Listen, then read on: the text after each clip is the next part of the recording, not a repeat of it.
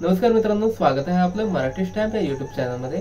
मित्रांनो, आपल्याला शासनाची योजना, दुष्काळ अनुदान, पीक विम्याचा लाभ अशा विविध पद्धतीचा लाभ घ्यायचा असेल तर यापुढे आता शासनाने ई पीक पेरा नोंदवणी सक्तीचे केलेले आहे। ज्या शेतकऱ्यांनी ई पीक पेरा नोंदवलेला आहे तर अचानक या योजनेचा लाभ मिळणार आहे। त्याचबरोबर ई पीक पेराची नोंदणी करताना पीक पेरा कशा पद्धतीने नोंदवावा लागणार आहे, जेणेकरून पीक विम्यासाठी कुठल्याही प्रकारची अडचण निर्माण होणार नाही। त्याचबरोबर पीक पेरा नोंदण्याची शेवटची तारीख कोणती आहे तर ही पूर्ण माहिती आपण सविस्तर मध्ये बघणार आहोत।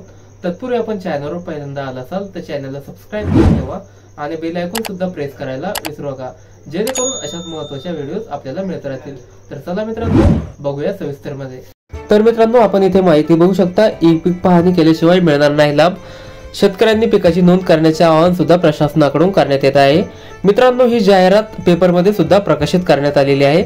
शासनाने पीक पेरा नोंदीसाठी विकसित केलेल्या ई पीक पाहणी या ॲपवर शेतातील पिकाची नोंद करण्याचे काम सुरू झालेले आहे। मागील 3 वर्षापासून ई पीक पाहणीची जबाबदारी शेतकऱ्यावर दिली आहे। यंदा देखील ऑनलाईन पद्धतीने पीक पाहणी करण्यात येत आहे। शेतकऱ्यांनी ॲपवर जाऊन ई पीक पाहणी करून घ्यायची आहे। मित्रांनो, कृषी संबंधित विविध शासकीय योजनांचा लाभ घेण्यासाठी ई पीक पाहणी करणे आवश्यक आहे। त्यामुळे शेतकऱ्यांनी खरीप हंगामाची ई पीक पाहणी 15 सप्टेंबर पर्यंत करून घेण्याचे आवाहन सुद्धा प्रशासनाकडून करण्यात आलेले आहे।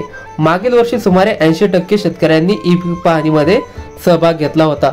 तर मित्रांनो, पीक विम्यासाठी अर्ज करताना शेतकऱ्यांनी नोंदवलेले क्षेत्र आणि ई पीक पाहणीमध्ये नोंदवलेले पीक यामध्ये शेतकऱ्यांनी तफावत करू नये, म्हणजे कमी जास्त क्षेत्र त्यामध्ये करू नये। जेवढं आपण पीक विमा भरलेला आहे तेवढं क्षेत्र आपल्याला इथे टाकायचं आहे। त्यानंतर मित्रांनो, तसे आढळल्यास ई पीक पाहणीमध्ये नोंदवलेले जमिनीचे क्षेत्रच ग्राह्य धरण्यात येणार आहे, असे शासन निर्णयात सुद्धा म्हटलेले आहे। यामुळे शेतकऱ्यांनी ई पीक पाहणी करताना चूक करू नये असे अधिकाऱ्यांकडून सुद्धा सांगण्यात येत आहे। तर मित्रांनो, ज्या शेतकऱ्यांनी अशा चुका केल्या असेल तर त्यांना पीक विमा, दुष्काळ अनुदान तसेच इतर लाभ मिळणार नाही।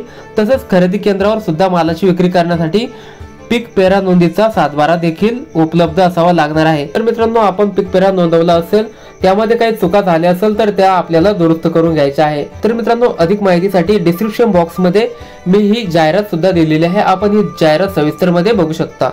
तर भेटूया अशाच माहितीसह, धन्यवाद।